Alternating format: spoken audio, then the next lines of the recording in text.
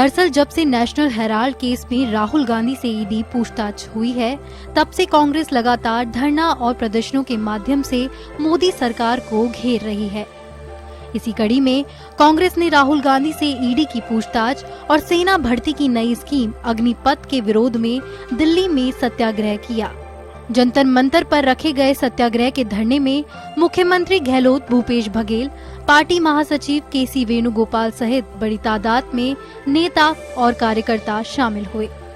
धरने को संबोधित करते हुए कांग्रेस नेताओं ने मोदी सरकार पर जमकर हमला बोला। सरकार से ईडी के दफ्तर से सिलेक्टिव लीकेज करी जा रही है। झूठी और चयनात्मक खबरों को प्लांट करके कांग्रेस पार्टी के और हमारे नेताओं की छवि को धूमिल करने का प्रयास किया जा रहा है। ये पूरी तरीके से गैर कानूनी।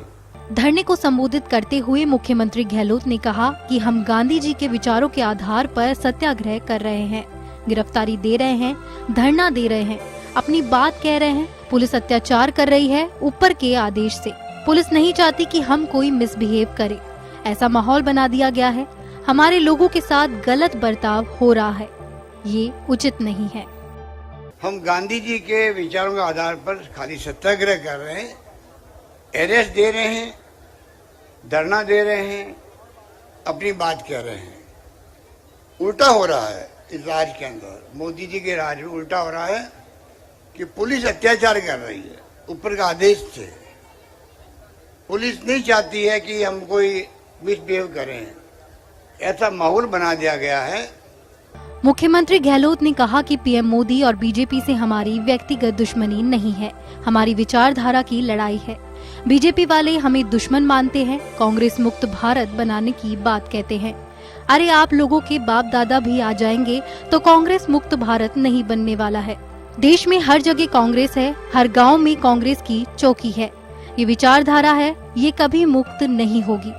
कांग्रेस की विचारधारा देश का डीएनए है। गहलोत ने बीजेपी पर तंज कसते हुए संकेत दिए कि अगर राजस्थान बीजेपी दफ्तर में पुलिस घुस जाए तो क्या बीतेगी। ऐसा ही नहीं होना चाहिए।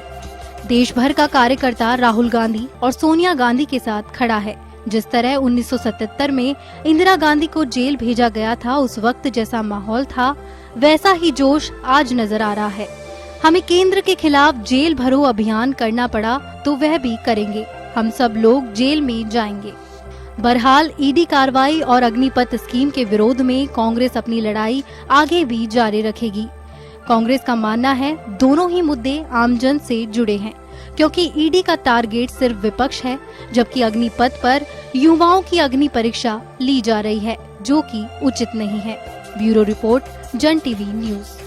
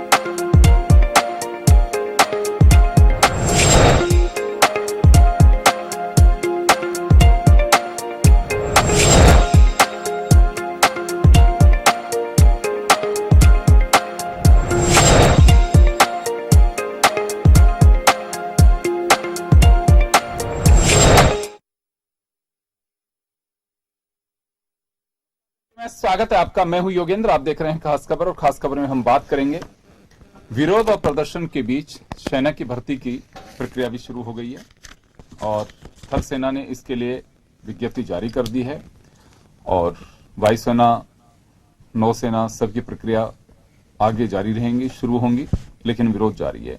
इसी बीच प्रधानमंत्री नरेंद्र मोदी ने कहा है कि कोई भी चीज हम शुरू करते हैं वो हमारा रिफॉर्म होता है, लेकिन समय के साथ उसमें बदलाव किया जा सकता है।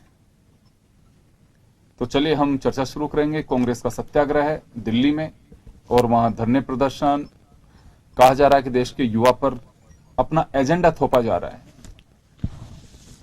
और ईडी को लेकर के भी कांग्रेस का सत्याग्रह रहा। तो आज हम दोनों बिंदुओं को लेकर के चर्चा करेंगे, लेकिन अग्निवीर, अग्निपथ विरोध के बीच आखिर विरोध क्यों? क्या अभी भी जारी है विरोध? सेना के उच्च अधिकारियों के संबोधन के बाद, या ये कहूं कि उनको समझाइश के बाद भी क्या कोई विरोध है या रास्ता साफ है? और विरोध है तो क्या वास्तव में बात सुनी जा रही है, या प्रधानमंत्री जी कह रहे हैं कि समय के साथ में बदलाव हो सकता है, तो भरोसा रखना चाहिए। तो इस मुद्दे पर चर्चा के लिए हमारे साथ कांग्रेस से अरुण शर्मा साहब हैं, मदन प्रजापत जी हमारे साथ भाजपा से हैं और भरत बेनीवाल जी हमारे साथ बेरोजगार संघ से हैं। मैं आपके पास आना चाहूंगा भरत जी। सबसे पहले अग्निपथ पे युवाओं का हल्ला बोल क्यों है? अभी भी कहीं कुछ है?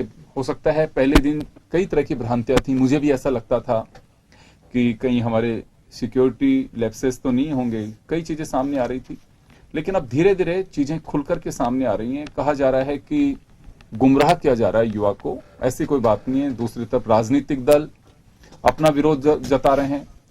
तो अभी क्या माना जाए इसमें, क्योंकि भर्ती की विज्ञप्ति जारी हो चुकी है थल सेना की और विरोध अभी भी जारी है। भारत बंद के दौरान भी कई जगह मिला जुला असर देखा गया, लेकिन यूथ अभी चाहता क्या है? अब सर देखिए, यूथ तो चाहता है, सबसे बड़ी चीज तो है रोजगार, और रोजगार से पहले लेकिन हर युवा के दिल में देश के लिए बहुत कुछ होना चाहिए, देशभक्ति होनी चाहिए और जुनून होना चाहिए।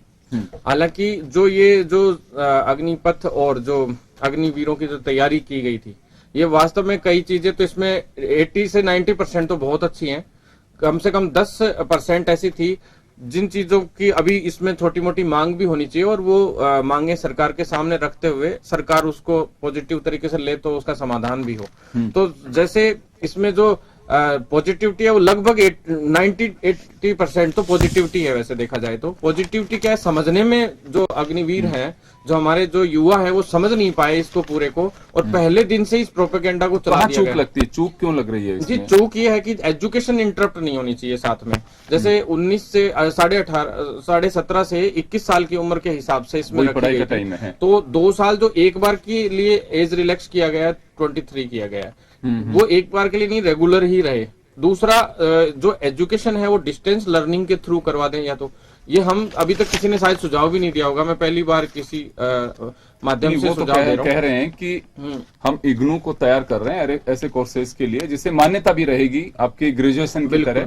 तो कोरस्पोंडेंस के जरिए, डिस्टेंस एजुकेशन के जरिए कर सकते हैं, ये सरकार अपनी ओर से कह भी चुकी है। और तीसरा ये है कि जैसे जो ब्रिज कोर्सेज और जो स्किल डेवलपमेंट के कोर्सेज भी सरकार इसमें चला रही है, तो वो पॉजिटिवली उसी तरह से जो आगे जितनी भी योजनाओं में भी लाभ दे रहे हैं, आगे एजुकेशन में भी इनके लिए स्पेशल रखा जाएगा, और यहाँ तक कि वैकेंसीज में भी ज्यादातर जगह पे इनको स्पेशली अग्रिम पंक्ति में रखा जाएगा।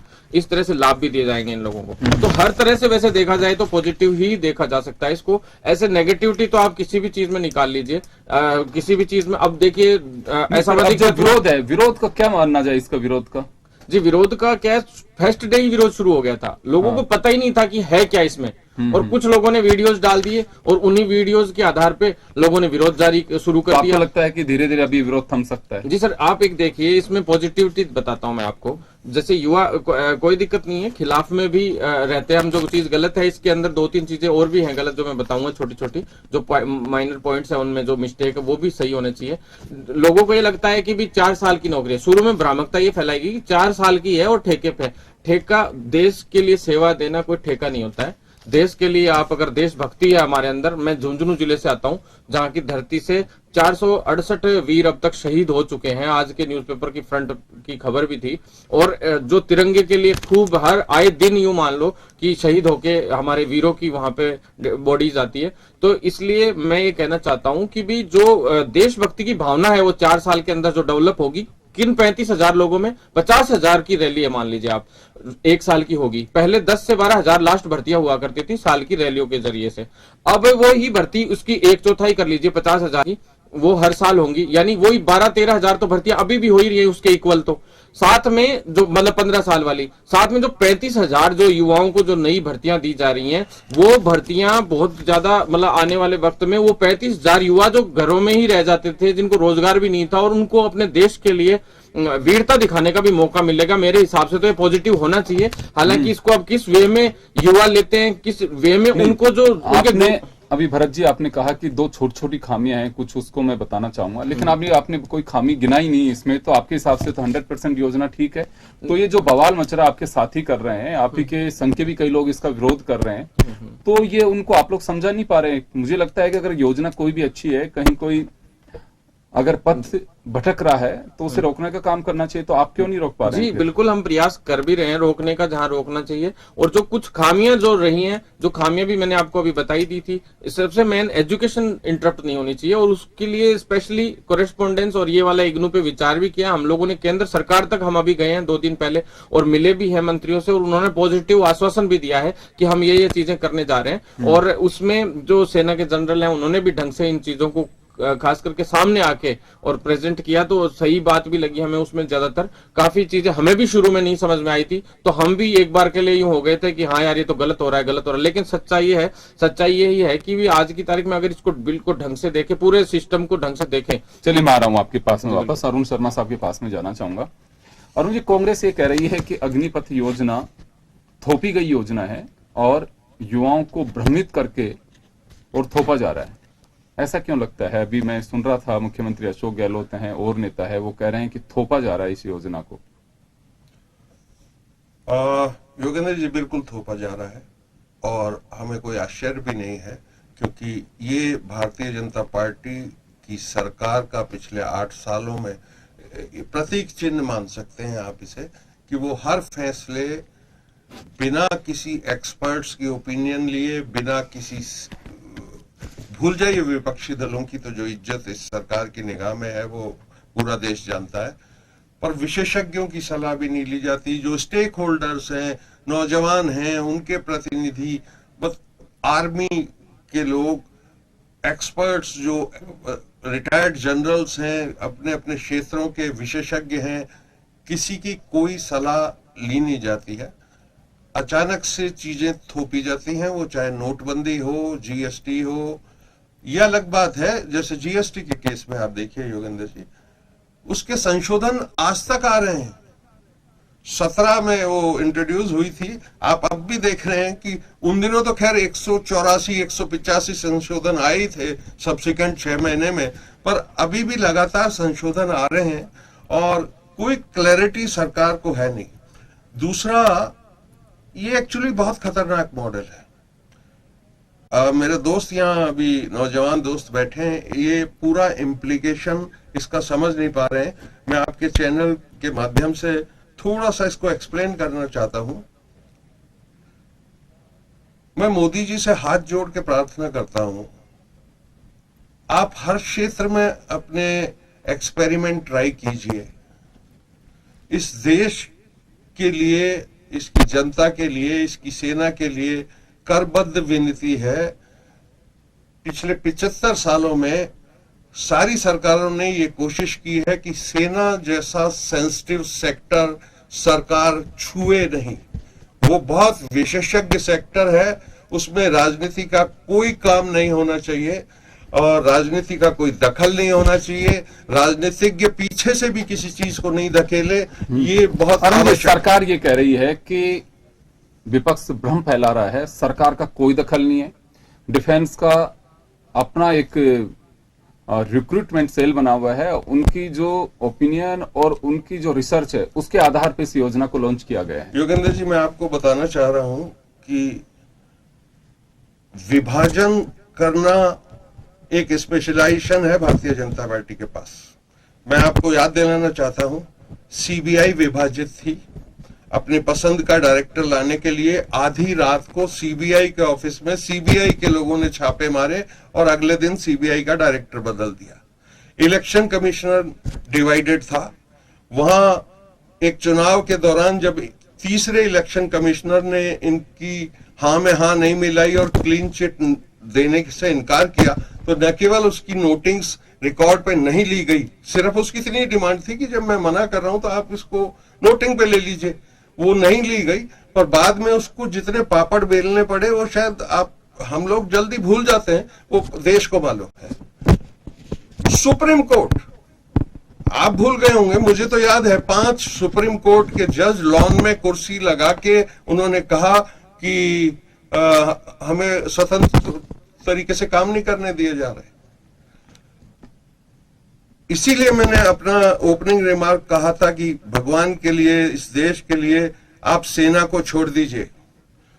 सेना में अभी सीडीएस की भर्ती हुई है। पिछले 1-1.5 साल पहले रावत साहब जो स्वर्गीय हैं वो पहले सीडीएस बने। ये एक बड़ा इंपॉर्टेंट फैसला सरकार ने अपनी तरफ से लिया। सेना ने उसको कैसा महसूस किया मुझे नहीं मालूम है, लेकिन वो फैसला हो गया। अब सीडीएस के अपॉइंटमेंट में रिलैक्सेशन दिए गए हैं 3 महीने पहले। अब एक लेफ्टिनेंट जनरल भी उसको अप्लाई कर सकता है। आप समझिए कि जो देश का जनरल है या एयर मार्शल चीफ है या नेवी का चीफ है, उसके अलावा उसके नीचे की 2-3 लेयर के लोग भी अब अप्लाई कर सकते हैं। आप मैसेज फौज में ये दे रहे हैं कि जो हमारे समझ में आएगा अब उसका सिलेक्शन होगा। मैं बहुत गंभीरता से कह रहा हूं, ये तुरंत रोका जाना चाहिए। इसके पीछे बहुत सारे एंगल हैं। ये पेंशन का खर्चा कम करना चाहते हैं। आप इमेजिन कीजिए, इनको ठीक 4 साल पे रोक दिया गया है। 5 साल होते ही आपको ग्रेजुएटी और पेंशन देनी पड़ती। हर साल सेना से 55,000 जवान और ऑफिसर रिटायर होते हैं, उनको पेंशन दी जाती है। अगर ये साइकिल कई साल चला, एक स्टेज आ जाएगी आपको रिटायरमेंट का कोई खर्चा ही नहीं देना पड़ेगा। तो एक तो बचत, वहां डिफेंस में बचत ढूंढ रहे हैं, ये अक्षम्य मतलब क्षमा करने योग्य नहीं है। पहली जरूरत है। दूसरा, आप कह रहे थे कि विपक्षी दल इसको ऐसा कह रहे हैं, मुझे समझ नहीं आता। इस देश में यूं तो कांग्रेस को कहा जाता है, ये रोज प्रवक्ता इनके कहते हैं कि आप में कुछ भी बचा नहीं है, आप कमजोर पार्टी हैं, आपके 54 एमपी हैं, आपकी 2 सरकारें हैं। जब भी ऐसा मामला होता है, किसान आंदोलन पे उतर आया, आप कह रहे हो विपक्षी दल इनको भड़का रहे हैं, कांग्रेस भड़का रही है। नौजवान बिहार में और 15 राज्यों में उतर आया है विरोध पे, आप कह रहे हैं कांग्रेस भड़का रही है। ये क्या लोगों को दिखता नहीं होगा क्या? हमारा इसमें कोई रोल नहीं है, लेकिन अपने तजुर्बे से ये सब जानते हैं कि डिवाइड करने का काम है। और जो 2 करोड़ के रोजगार की बात थी, अब तो शायद सब मुस्कुराने लग गए हैं उस पर। 2 करोड़ हर साल, ये मैंने और आपने थोड़ी कहा, श्रीमान मोदी जी ने कहा है, देश में उजागर करके कहा है, बड़ी प्रसिद्धि थी इस बात की। अब ये उतर आई 40,000 50,000 के रिक्रूटमेंट पे। अरे आर्मी का बैकलॉग ही आपका 3 साल का 1.5 लाख से ऊपर है, आप ये 48,000 पे किस पे एहसान कर रहे हो? रही बात, दोस्त हमारा कह रहे थे कि इसमें कोरेस्पोंडेंस कोर्स का सपोर्ट करना चाहिए, शायद गवर्नमेंट ने भी कहा है। बहुत हास्यास्पद है। ये वैसी बात है कि आप कोरेस्पोंडेंस कोर्स से स्विमिंग सीखना चाहते हो, ये संभव नहीं है। ये अभी वापस आऊंगा आपके पास में, मदन प्रजापति जी के पास में जाना चाहूंगा। मदन जी, 2 बातें मैं जानना चाहूंगा, क्योंकि रिक्रूटमेंट को लेकर के बहुत बहस हुई है, सारी चीजें हैं। हमने भी कई बार कहा कि भाई आप विरोध करिए अगर आपको लगता है कि असहमति हो सकती है, लेकिन आप वो मत करिए कि आगजनी घटनाएं, क्योंकि देश की अपनी खुद की प्रॉपर्टी है, उसको नहीं जलाया जाना चाहिए।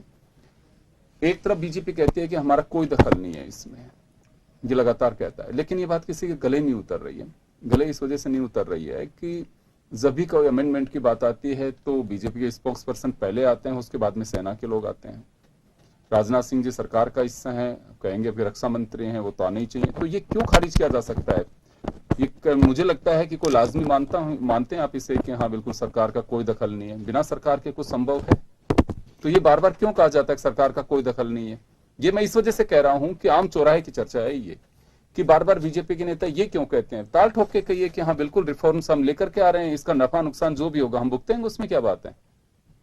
नहीं योगेंद्र जी, मैं आपकी बात जो है उससे सहमत हूँ। ऐसा कभी भी हमने सरकार ने नहीं कहा, नीतियां सरकार बना रही है, रिफॉर्म हमने की है, किसानों के नहीं, लिए आप रिफॉर्म के हमने पार्टी किया है। के स्पोक्स पर्सन दिल्ली से लेके जयपुर तक एक बात कहते हैं कि सेना में सरकार का कोई दखल नहीं है। नहीं, सेना में भरत बेनीवाल जी, सुना आपने?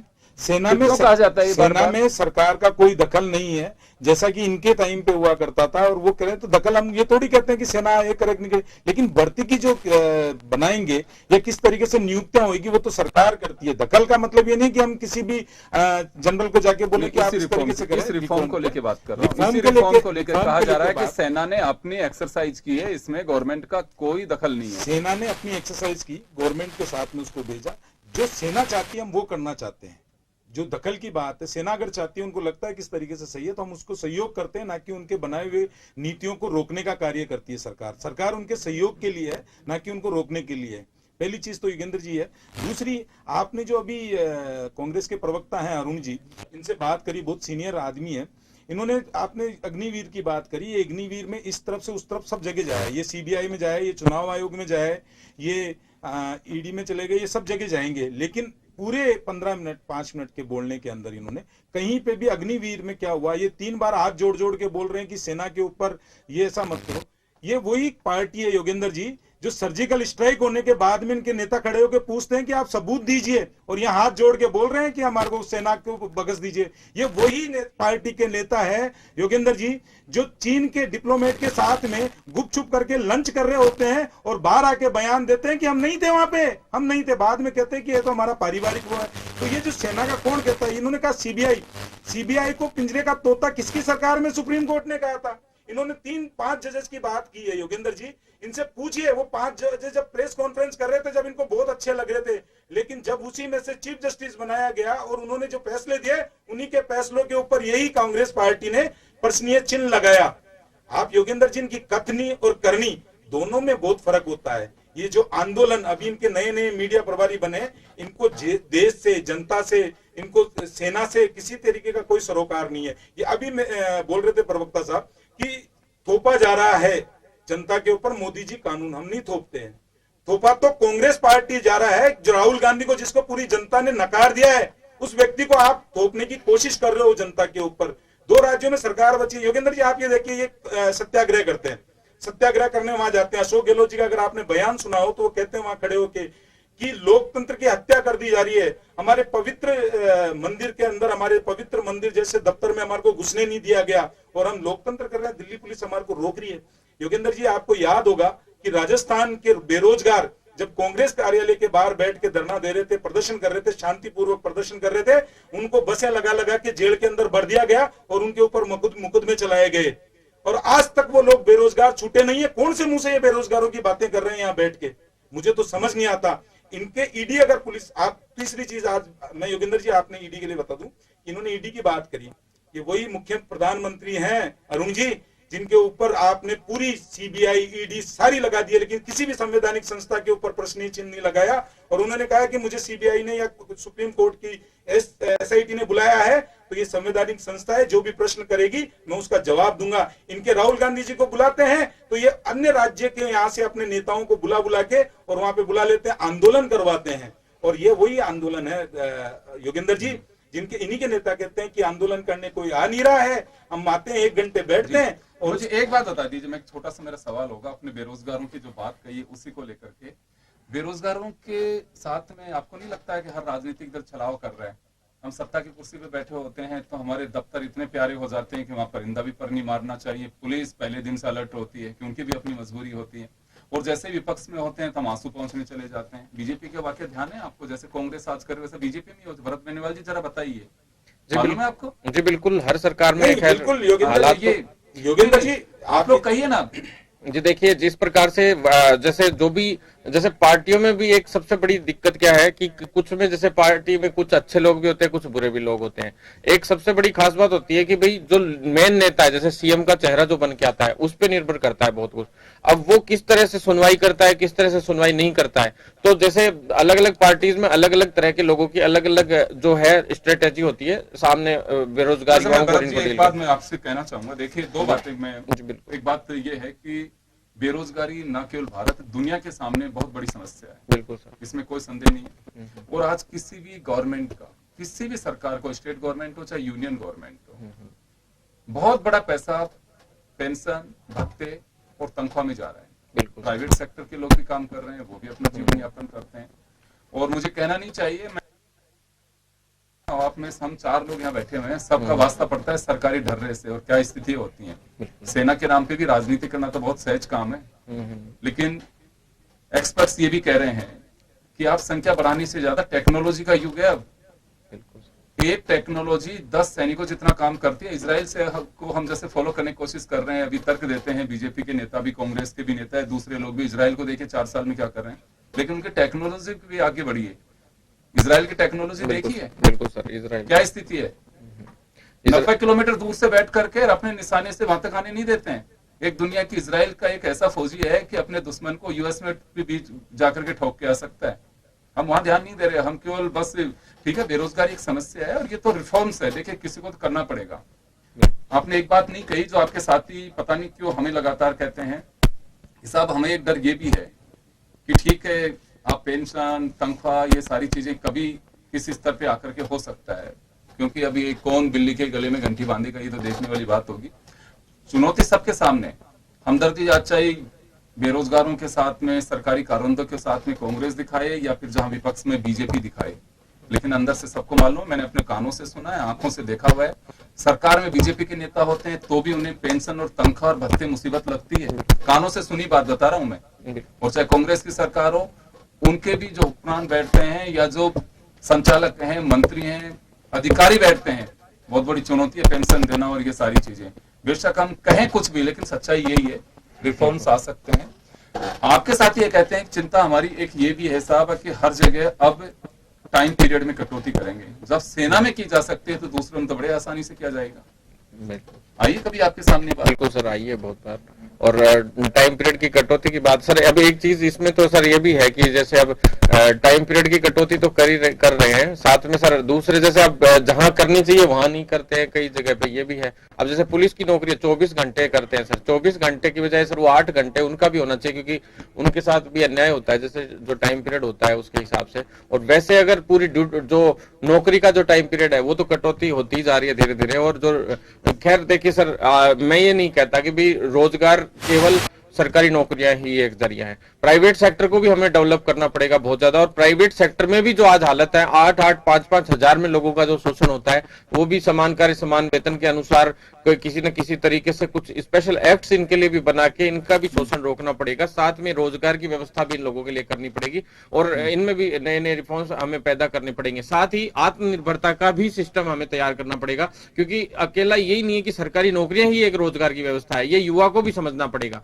मैं ये नहीं कहता भी चलो ठीक है ये सेना भर्ती का मामला तो चलो है ही है, ये जो चल रहा है इसमें, बाकी अदर वे में भी अपन को हर तरीके से जो रोजगार की व्यवस्था के हिसाब से कदम उठाने पड़ेंगे बड़े से बड़े। जी चलिए, मैं ये तो बात हुई अग्निपथ और अग्निवीरों की। जैसे जैसे स्थिति सामने आएगी चीजें कई आएंगी सामने, लेकिन बवाल के बीच सेना भर्ती ने अपना कार्यक्रम शुरू कर दिया है। बात में ईडी को लेकर के चाहूंगा। ईडी के नोटिस के बाद राहुल गांधी से लगातार पूछताछ, 3 दिन का गैप, फिर पूछताछ, उसके बाद राष्ट्रपति से मुलाकात हुई है, कांग्रेस के नेताओं से सत्याग्रह किया है, दोनों ही मुद्दों को लेकर के। और अशोक गहलोत सहित तमाम जो नेता है उन्होंने कहा है कि ये बर्दाश्त नहीं किया जाएगा। एक एजेंडे के तहत कांग्रेस के नेताओं को दबाने की कोशिश की जा रही है। मैं आपके पास में आऊंगा बंदन जी। ये एक आरोप लग रहा है कि राहुल गांधी आवाज उठा रहे हैं सरकार के खिलाफ और लगातार सरकार को घेरने की कोशिश कर रहे हैं। देश के एक ऐसे अकेले नेता हैं जो सरकार की खामियों को उजागर कर रहे हैं और यही बड़ी वजह है कि उन्हें दबाने के लिए, उन्हें सरेंडर करने के लिए गवर्नमेंट ये अपना एजेंडा उन पे थोप रही है, ईडी के माध्यम से, कभी सीबीआई के माध्यम से, कभी इनकम टैक्स के माध्यम से विपक्षी नेताओं को दबाया जा रहा है। समय कम है और आपसे भी सोचना चाहूंगा अरुण जी से मैं बहुत शॉर्ट में आपको बताता हूँ योगेंद्र जी, आप ये बताइए कि कांग्रेस के जो पूर्व अध्यक्ष हैं वो कह रहे हैं कि राहुल गांधी जी, ये मुख्यमंत्री जी भी कह रहे हैं, वो भी ये कह रहे हैं कि मैंने बीजेपी से मैं लोहा ले रहा हूँ, बीजेपी से लड़ रहा हूँ, युवाओं की आवाज उठा रहा हूँ। मैं कहता हूँ कितनी बार इन्होंने रैलियां की है, आप ये बताओ, इस आंदोलन के अलावा कितनी बड़ी रैलियां इन्होंने कही है जो युवाओं की आवाज हो, किसानों की आवाज हो, जो बेरोजगारों की आवाज हो, जो इस देश के पीड़ित दलित की आवाज हो, कितनी बार आंदोलन किए इन्होंने बड़े। पहली चीज। दूसरी चीज ये है कि अगर कुछ किया नहीं है आपने, इस देश के अंदर संविधान है, लोकतंत्र है, इसमें सुप्रीम कोर्ट है, आपकी संवैधानिक संस्था है, आज अगर ईडी कुछ कर रही है, ये लोअर कोर्ट गए, ये हाई कोर्ट गए, ये सुप्रीम कोर्ट गए, हर जगह से इनको निराशा हाथ लगने के बाद भी अगर पूछताछ हो रही है तो इसमें गलत क्या हो रहा है? आपको न्यायिक व्यवस्था पे भरोसा है या नहीं है हिंदुस्तान की? ये तो आपको जवाब देना ही पड़ेगा योगेंद्र जी। तीसरी चीज ये कह रहे हैं बार बार राहुल गांधी जी, अरे भाई आपने एक अखबार खरीदा, एक बार चल रहा था, उस अखबार का आपने असंवैधानिक तरीके से, लोकतांत्रिक तरीके से, बिना कानूनी व्यवस्था के उसको अपना ग्रहण कर लिया, उसकी प्रॉपर्टियां 5,000 करोड़ की प्रॉपर्टियां छीन गए, तो ये देश देखता रहे क्योंकि आप राहुल गांधी हैं, क्योंकि आपने जो राहुल गांधी, ये गांधी जी का जो है वो मुकुटा लगा रखा है। आज गांधी जी होते ना तो आज बहुत दुखी होते कि मैंने किस वजह से इन लोगों को अपना नाम उधार दे दिया। ये गांधी जी के उस नाम का बदनाम करने में लगे हुए हैं। ये तो मैं मानता हूं, ये उस गांधी जी के नाम को बदनाम करने में लगे हुए हैं, ये नकली गांधी का टैग लगा के, और ये चाहे कि हम सारी देश की संपत्तियां उन पर कब्जा कर ले, तो ये होने नहीं देंगे हम। समय कम है, आपकी बात से मैं यहाँ तो सहमत हूँ।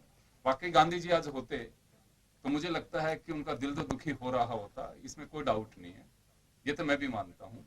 लेकिन अब वो क्यों हो रहा होता, क्या हालात और क्या चीजें चल रही हैं, क्या बातें हैं, तमाम बातों को लेकर के वो दुखी जरूर रहते। मैं आपके पास आऊंगा अरुण जी, जो आपके आरोप हैं उनका जवाब दिया है मदन प्रजापति जी ने, तो मैं आपसे चाहूंगा कि क्यों ऐसा लग रहा है कि दबाने की कोशिश की जा रही है? देखिए, एक तो ये मदन जी को शायद जानकारी बहुत इनकी सीमित है। जैसे इन्होंने अभी अपने उसमें कहा कि राहुल गांधी ने एक अखबार अनैतिक तरीके से खरीदा, तो इनकी जनरल नॉलेज के लिए बता दूं कि ये अखबार खरीदा नहीं गया कभी भी, कब्जा किया। ये मैं बोलूंगा, आप बोलेंगे। मदन जी आप बोल चुके हैं, अब आप एक बार नहीं, आप शांत रहे। बैठे, आपको सुना हमने सुना, आपने शब्द बताया, सारी जहरीली बातों को सुना मैंने प्यार से। हाँ, तो मैं ये कह रहा हूँ कि वो अखबार खरीदा नहीं गया, 1937 में स्थापित किया गया। इसकी स्थापना अंग्रेजों से लड़ने के लिए, अंग्रेजों की दमनकारी नीतियों के खिलाफ आवाज उठाने के लिए स्वतंत्रता संग्राम का वो एक बहुत जरूरी हिस्सा था। इतना ही नहीं, 1942 से 1947 तक ब्रिटिश हुकूमत ने उस पे बैन लगाया, जिस पे इवन महात्मा गांधी ने भी कहा कि ये एक राष्ट्रीय त्रासदी है। मुझे मालूम है मेरे दोस्त को इतिहास से कोई लेना देना नहीं है, इनको एक्चुअली स्वतंत्रता संग्राम से भी कोई लेना देना नहीं है, लेकिन इतना तो अपेक्षा की जा सकती है कि राहुल गांधी ने वो अखबार अभी खरीदा है, ऐसी जानकारी इनको नहीं होनी चाहिए। नंबर 2, कालांतर में वो अखबार का सर्कुलेशन कम हो गया, चलना बंद हो गया, उसके देश भर में संवाददाता थे, उनकी तनख्वाहें बंद हो गईं। एक राष्ट्रीय संपत्ति समझते हुए और स्वतंत्रता संग्राम में उसकी इंपॉर्टेंस समझते हुए कांग्रेस संगठन ने उसकी हेल्प की, उसको लोन दिया, 90 करोड़ रुपया 100 किश्तों में दिया गया उसको। और ये इलेक्शन कमीशन और सुप्रीम कोर्ट की रूलिंग है कि कोई भी पॉलिटिकल पार्टी किसी को रुपया उधार दे सकती है, ये इलीगल नहीं है। वो दिया गया, उसके बाद उसकी हालत अच्छा, उस 90 करोड़ से 67 करोड़ रुपया उनकी सैलरीज और वीआरएस और इसमें दिया गया। 1 रुपए का ट्रांजैक्शन नहीं हुआ है इस केस में। जो संस्था खोली गई यंग इंडिया, वो नो प्रॉफिट संस्था है, जिसमें उसके डायरेक्टर्स, शेयर होल्डर्स कोई भी हो, 1 रुपया निकाल नहीं सकता। ये बिल्कुल होपलेस केस है। और 2015 में ये केस शुरू हुआ था, जब वो जमानत पे दोनों छोड़े गए ये लोग, 7-8 साल तक का इंटरवल है, शांति बिल्कुल। जब से उनको लगा कि ये कांग्रेस फिर खड़ा होने की कोशिश कर रही है, इनके चिंतन शिविर चल रहे हैं, ये लगातार हमारे मुद्दे जनता के उसमें उठाते रहते हैं। देखिए, इनने काफी विपक्षी पार्टियों को कॉम्प्रोमाइज कर चुके हैं। ये आज बीएसपी की हालत देख लीजिए, मायावती जी की, और दूसरी कई पार्टियां आप और हम सब जानते हैं जिनकी आवाज बिल्कुल गायब हो गई है। दुर्भाग्य से इनके कि कांग्रेस इनसे चुप नहीं हो पाई है, उसका ये साफ साफ बदला लिया जा रहा है। इसमें किसी को शक नहीं होना चाहिए। मैं समय कम है, मैं रोकना चाहूंगा तमाम अतिथियों को। तो चलिए, ये एजेंडा चला और इसी बीच एक बड़ी खबर यह है कि सोनिया गांधी को डिस्चार्ज कर दिया गया सर गंगाराम अस्पताल से। ईडी अब उन्हें भी नोटिस, समय कब मिलता है, क्या मिलता है, देखने वाली बात होगी, लेकिन उनसे भी पूछताछ होगी। इसी बीच कांग्रेस ने आरोप लगाया है कि सरकार हठधर्मिता कर रही है, अपने जो एजेंसीज हैं, गवर्नमेंट की एजेंसीज हैं, उन्हें अग्रिम संगठनों की तरह काम ले रही है सिर्फ विपक्ष को दबाने के लिए। लेकिन हम झुकेंगे नहीं, चाहे कुछ भी हो, ये हमारा सत्याग्रह जारी रहेगा। दूसरी तरफ अग्निवीर, जो अग्निपथ योजना के तहत थल सेना ने अपना विज्ञापन जारी कर दिया है, उसका एक नोटिफिकेशन जारी कर दिया है कि कब कब कैसे कैसे भर्ती होगी। तीनों सेना अब इस ओर आगे बढ़ेंगी, लेकिन बवाल जारी है। देखना होगा कि अब कब थमता है बवाल, ये भी ध्यान रखने की बात है। तमाम अतिथियों का और हमारे दर्शकों का शुक्रिया। खास खबर में इतना ही, दीजिए इजाजत, नमस्कार।